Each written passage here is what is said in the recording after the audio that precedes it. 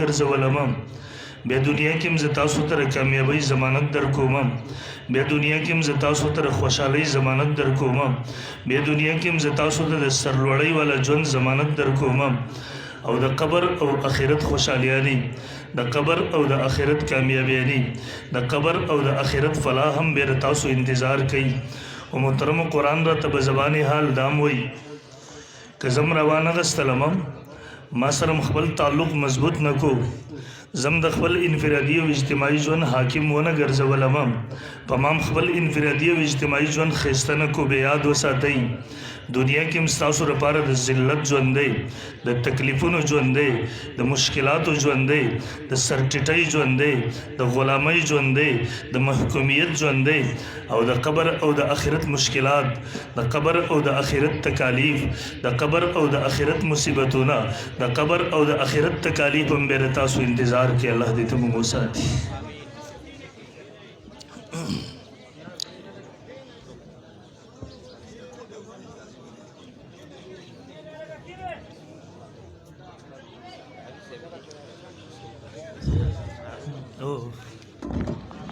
कारी इकरामुल हक से तशरीफ रोलो नारे जवाब राके नारे तकबीर तेज जवाब राके नारे तकबीर ताज तक खत्म नबुव्वत ताज तक खत्म नबुव्वत ताज तक खत्म नबुव्वत मर्द मुजाहिद मर्द हक मर्द मुजाहिद मर्द हक मर्द मुजाहिद मर्द हक आलमी मजलिस तहफ़्फ़ुज़ ख़त्म नबुव्वत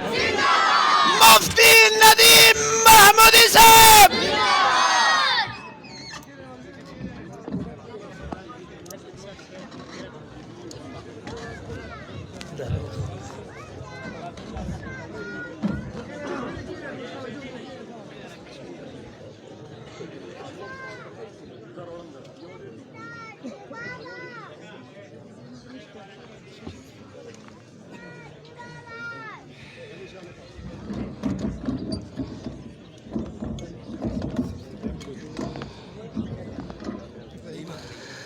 دا سره سره ګلونه تاسو راوړئ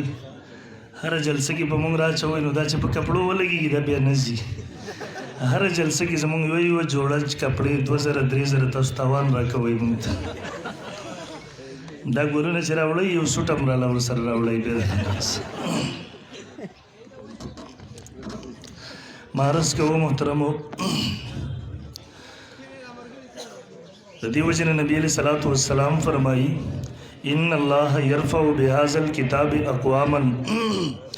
الله د دې کتاب په ذریعه سره ډیر قومونه اوچتای او ته عزت ورکي ويذو به اخرين او د دې کتاب په ذریعه سره ډیر قومونه ذلیل کوي کم قومونو چې دا کتاب راواغستو د خپل جون حاکم وګرځو هغه قومونو ته عزت ملاو شوی دی لیکن کوم قومونو چې د شاته ورزول دي د دنه انحراف کړي د روګردانی کړي دا هغوی د دنیا ذلیل قومونه حساب شوی دي هغوی باندې ذلتونه مسلط شوی دي هغوی باندې پستی مسلط شوی دا هغوی د مشکلاتو سره مخامخ ژوند تیر کړي دي اول قوم صحابه کرام رضی الله عنهم اجمعین هغوی د رب کتاب حاکم جوړ کو په دې سره خپل انفرادي او اجتماعي ژوند ښایسته کو د ژوند منصور او دستور وګرځو بیا صحابه کرامو مشرق کې د هغوی د فتح جنډې اوچتې شولې مغرب کې اوچتې شولې شمال جنوب کې اوچتې شولې هغوی چې چرته لاړله دنیا مسخر شو ولرته دنیا تابع شو ولرته د هغوی د فتح جنډې اوچتې شولې بیا صحابه کرامو د رب فضاګانې ورته مسخر شولې د رب هواګانې ورته مسخر شولې د رب سمندرونه ورته مسخر شولو چرته چې لاړه هغه صحابه کرامو د فتح جنډې بیا اوچتې شولې محترم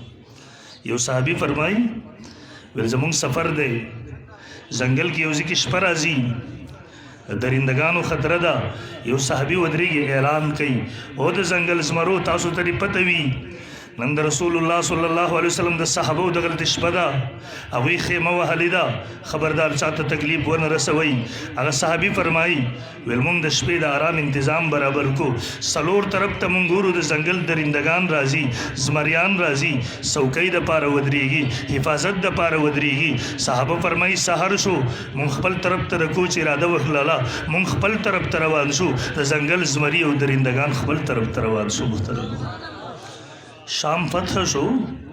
د شام گورنر خط را لیږي امیر المؤمنین د دې ځای د خلکو دستور جوړ شوی دی دیو په کال کې یو ناواده کړي جنې سنگار کی د سمندر چپو ته واله کی دیو وای که موږ دغسې ونه کو بیا په اوبو کې کمی راځي بیا د اوبو ودرېږي د دې پر روانګي کمیږي امیر المؤمنین دا هغه ځای نه خط را لیږي ورته وایي دا د شام د سمندر چپو ته واله کا هغه خط کې لیکي او سمندره که د الله په حکم چلېږي روان اوسېږه که د الله په حکم نه چلېږي بیا ستا موږ ته ضرورت نشته دی په خپل ځي ودرېږه د مردان مسلمان رورا نن لاړ شه 1400 ساله تاریخ تیر شوی دی 1400 کاله زمانه تیره شوې ده نن لاړ شه 1400 ساله تاریخ هم گواهي ورکوي د شام مسلمان هم گواهي ورکوي د امیر المؤمنین یو خط قسم دی بیا د شام سمندر اوبو کې کمی نه دی راغلی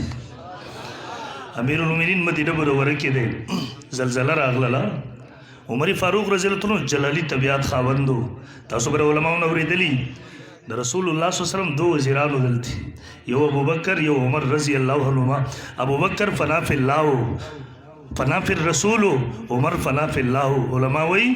د ابوبکر کامل تعلق د رسول الله سره د عمر کامل تعلق د الله سره کله نبی علیہ السلام مشوره اخلي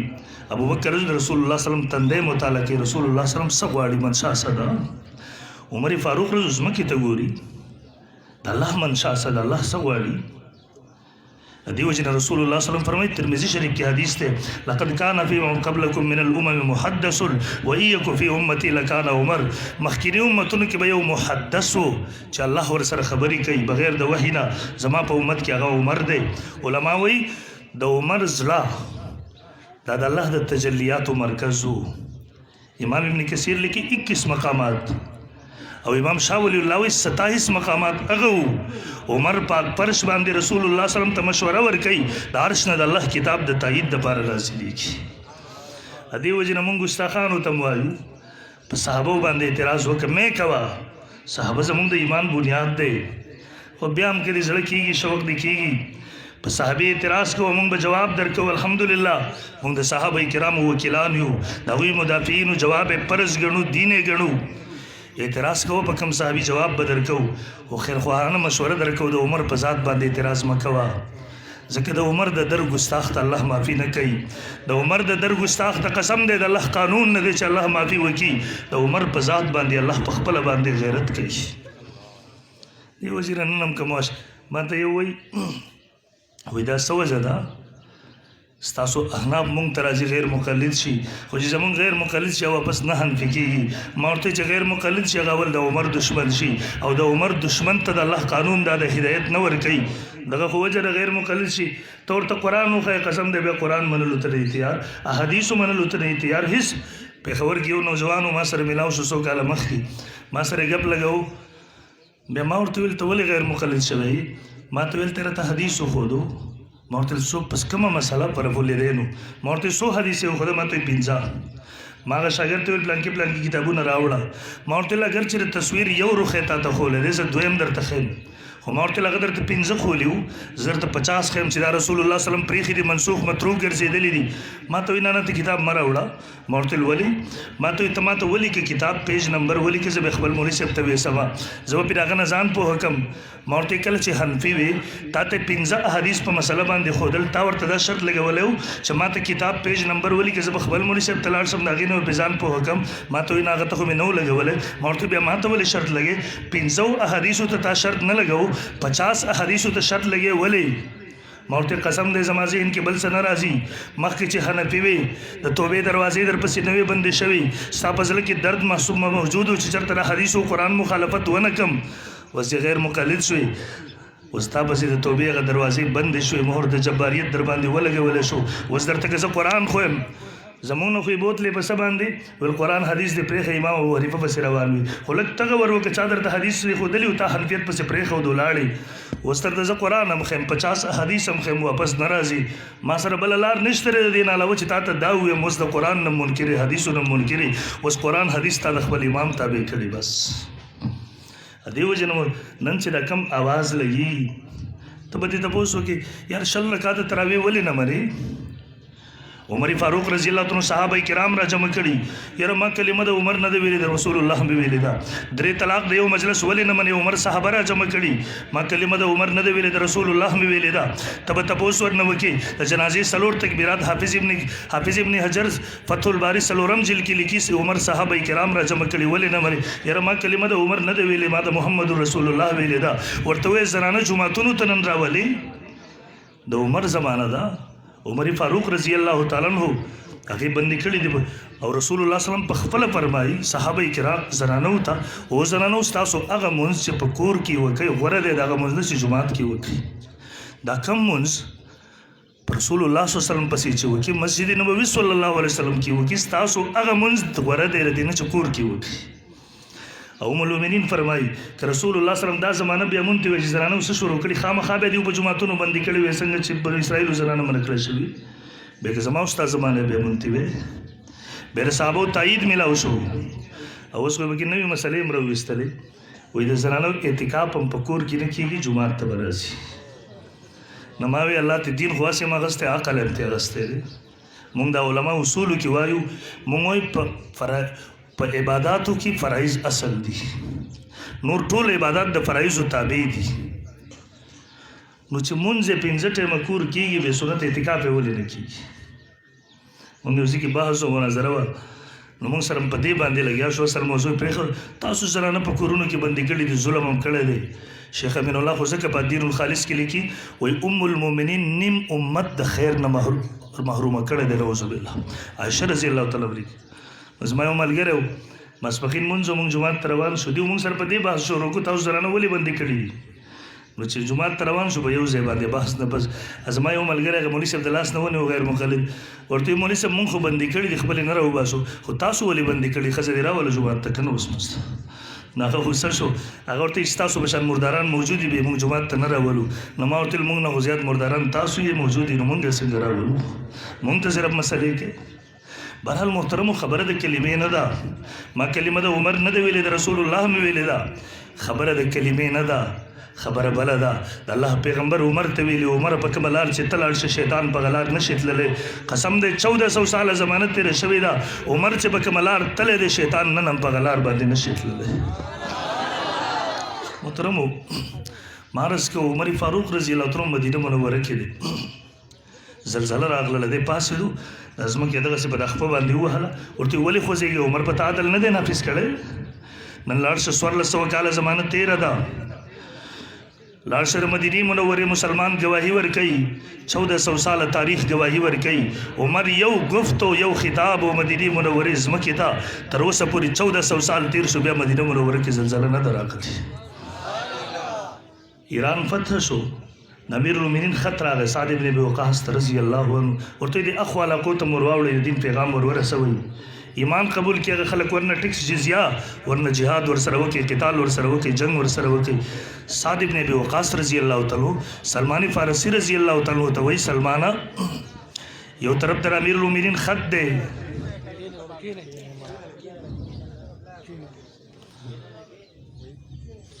یو طرف ته امیر المؤمنین خط دی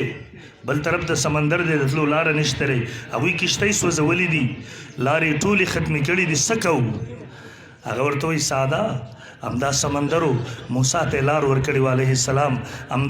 امدا وورو ابراهیم علیه السلام ته پناه ورکړې وه آج بھی ہو جو ابراہیم کا ایمان پیدا آگے کر سکتی ہے اندازی گلستہ پیدا ورته یې څه کوو ورته یې ته مخکې شه کمانډر ان چیف یې موږ درپسې یو دیو مخکې شو سمندرونه یې سمندر باندې یې اسونه ورواچول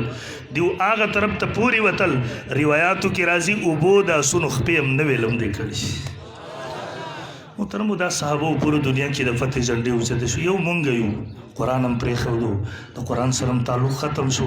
نن په مونږ ذلت مسلط شو نن مونږ ذلیله وګرځېدو دا قرآن دی محترمو دا زمونږ د ذلت ذریعه ګرځېدلې ده.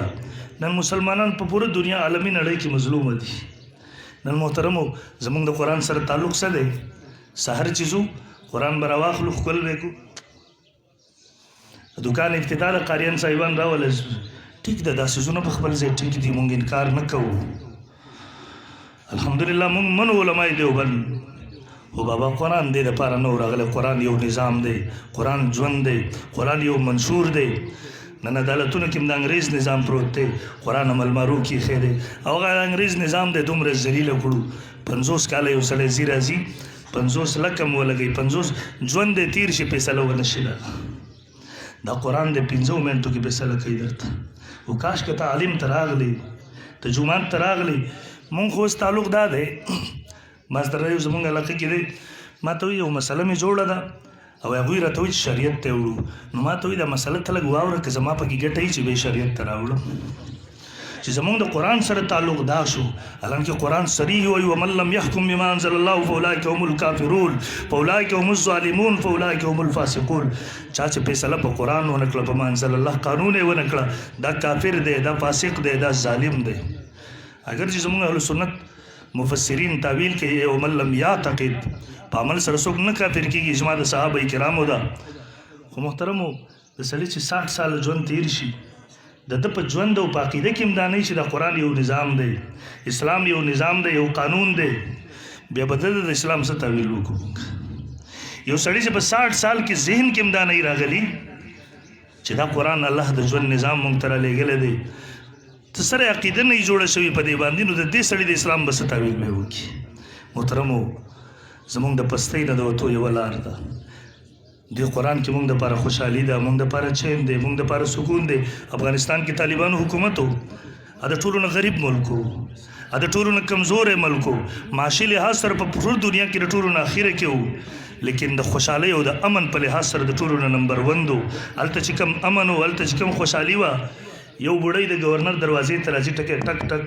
گورنر راځي، والي ورته راوځي، ولې ابۍ بیګا راتلم په دې لاره رانه د سرو زرو هار لوېدلی دی. هغه ورته ابۍ په کومه لار چې راغلي یې پقه باندې واپس لاړه شه، دا د غلو حکومت نه دی، د اسلامي حکومت ته لاړ شه، خپل هار به درته بیا موندی شي. هغه بوډۍ ځي په هغه لار باندې، هغې هار پروت دی، چا نه دی اوچت کړی. زه جلال آباد کې وم، ما ته ملګرو چوک راښودو، ویل طالبانو ده ورو په دې چوک کې یو سړی په سایکل روان دی، شاته ورسره غوټه تړلې ده، ویل په دې چوک ورنه ولوېده. ویل خلک چې به راتله طالب هم ورته نه و خیال شوی په دې چوک چې ول دا ګاډی به راغی، نو ګاډی به سړي تاو کو، ویل کېدای شي د طالب را باندې امتحان کوي، چا نه راغستو. سړی کور ته ورسېدو، په سایکل باندې ورسره غوټه نه وه، او واپس راغی، ګنټه 2 تېرې وو. نو دی چې راغی، دی هم ډایرکټ نشي راغستی، طالب ته وایي ورته دا غوټه را واخلم زما نه لوېدلې ده. هغه ورته ښه چې ویې کته را ویغستو، سیټ ته یې وکتو، ورته څه دي پکې؟ دی ورته سره زر دي پکې، دا دي دا دي دا دي، چې نښې صحیح خو دی هغې ورله ورکړي. دا هلته امن و، چین و، سکون و، خوشحالي وه. نن ځکه پسې دنیا کفر را جمع شو، هغې ختم کو، خو انشاءالله دوباره به راځي، دوباره به قایمېږي. محترمو د دې پستۍ نه د وتو لار یوه ده، د دې علماو سره تعلق وساتئ، د دې دیني مدرسو سره تعلق وساتئ. قرآن خپل حاکم به جوړو کړه انشاءالله، د دې قرآن سره به تعلق جوړو کړه انشاءالله.